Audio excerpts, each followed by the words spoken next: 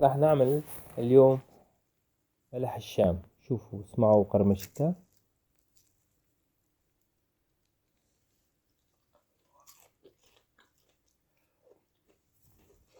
هاي هي بلح الشام.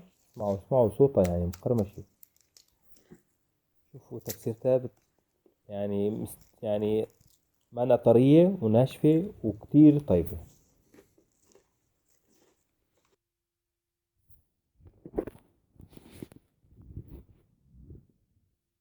هلا روحوا معي راح نعمل بلح الشام. بلح اقتصادي. أول شي راح نعمل القطر. نحط كاستين سكر وكاسة وتلت مي.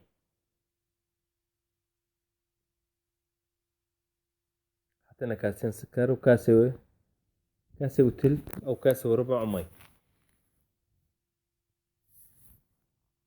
كمان راح نضيف له كمان ليمون. معلقة ليمون، معلقة ونص. راح نعصر له شوية ليمون.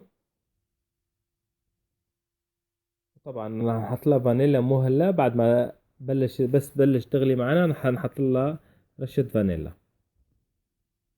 هلا نخليها نحركها شوي شوي ليدوب السكر معنا. هلا بعد ما داب بلش يفور معنا فضينا له شوية فانيلا. الفانيلا تعطيها ريحة طعمة غير شكل. نحركها مع القطر، نتركها مدة 5 دقايق تانية تغلي كويس ونطفي عليها وخليها تبرد معنا. هلا رح نجي نسوي البلح الشام. عنا طحين. أول شي ضفنا الطحين، كاسة ونص طحين. رح ننخلن.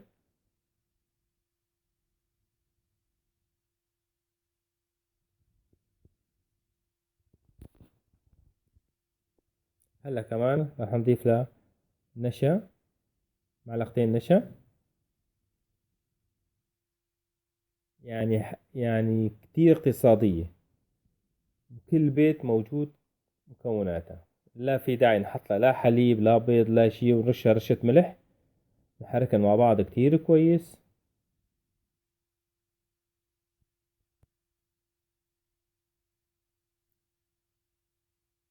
وهلا راح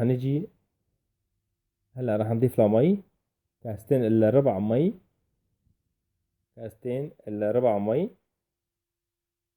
مي حارة انا ضفت لها مغلية، مي مغلية او مي باردة ما تفرق معنا، لانه بس مشان السرعة. راح نضيف لها كمان معلقتين سكر.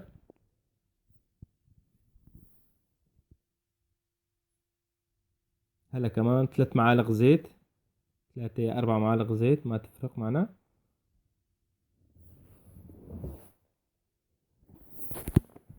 هلا نضل نحركين شوي شوي لتغلي معنا المي.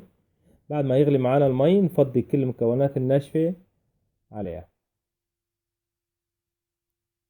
وكل المكونات راح اكتب لك اياها بصندوق الوصف. هلا راح نفضيهم كلاتن ونحركن مع بعض. طبعا هون اذا ما نقدر نحركن كويس مع بعض، هلا تشوفوا شلون راح نعمل. هلا نحرك قدر استطاعتنا شوي. طبعا كتير اقتصادية. ما في داعي لا للبيض لا للسمنة لا للزبدة ولا اي شيء. هيك صارت خالصة معنا. هلا راح نعجنها كتير كويس. بشوي على الغاز لبين ما تاخد كل المكونات مع بعضها.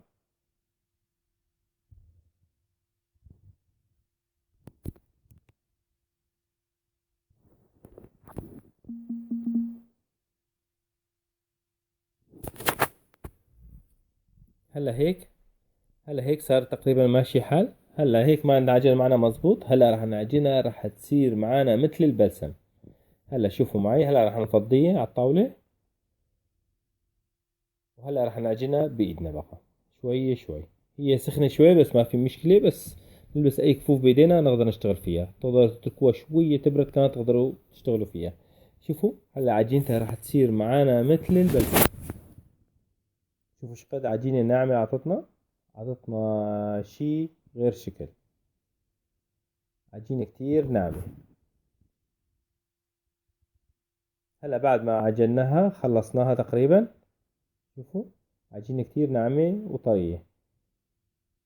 هلا رح نجيب تبع الحلويات اي راس عنا تقريبا، يعني راس يعني ينفع معنا لبلح الشام. هلا رح نحطها الكيس الحلويات راح نشتغل فيها. طريقتها كتير سهلة وبسيطة. أول شي راح نحط، ما في داعي نحط راسنا على الزيت عشان تاكل معنا ما تاكل معنا وقت. هلا راح نفضي هيك ونقصها بالمقص المطبخ،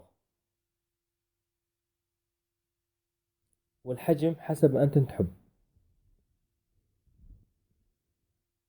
هلا نعمل هيك ونقص، نشوفوا نقدر نشيلها بإيدنا بكل راحتنا، لا تخرب معنا ولا شيء. هلا راح نقصن كلياتنا بهذه الطريقة، وراح نشغل على زيتنا لبين ما نحن نقصن يكون زيتنا كمان دفي معنا سخن معنا. هلا راح نقصن كلها بهذه الطريقة. طريقتها كتير سهلة وبسيطة، أي واحد ما عملها من قبل راح يعملها وينجح معه 100%. لا في داعي لا نحط حليب، راح نحط أي مواد تانية، وراح تطلع معنا كمان نتيجة كتير طيبة والطعم غير شكل.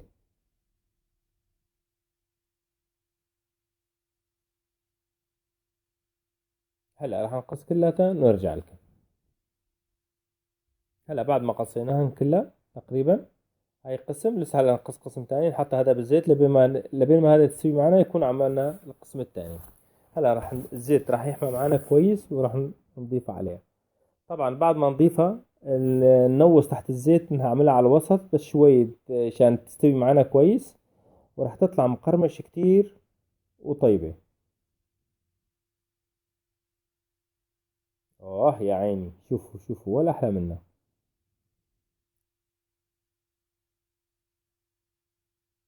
يعني ما في داعي نحطها على البارد. البلح الشام معروف انه لازم يكون بارد وتحط وزبط، لا هيك كله الغ...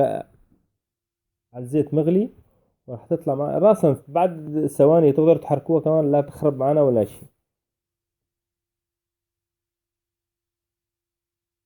هلا فينا نحركن بقى.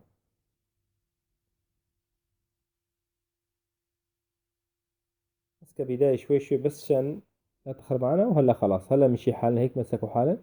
هلا نحركن على كيفنا بقى لبين ما تعطينا اللون الذهبي. طبعا يعني اعطيتكم اللون الذهبي يكفي، انا تركتهم يستووا شوية زيادة كمان. يعني انتوا تقدروا يعني اقل من هيك كمان تقدروا تطلعون. هلا راح افرجيكم شلون. هلا نضل نحركن لبين ما يستووا معانا. شوفوا هذا اللون لسه بده شوية تاني تشوفوا اللون الذهبي الحلو. هلا هيك صار كتير كويس معنا. هلا هيك نطالعينه على الزيت هلا نطالع من الزيت على القطر فورا. القطر طبعا برد معانا، طبعا القطر لازم يكون بارد تماما معانا. راح نضيفهم بالقطر مدة دقيقة دقيقة وشوي، عشان نص القطر هو لأنه هذا بلح الشام تحب الحلا، تحب إنه تمص القطر كويس عشان تعطينا طعمة ونتيجة حلوة. حركن كتير كويس بالقطر.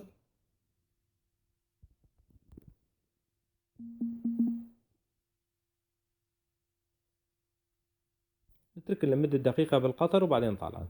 ما راح نطول أكتر من هيك. طبعا هاي دفعة ودفعة تانية كمان هلا راح نعملها. وهي بعد ما خلصت معانا.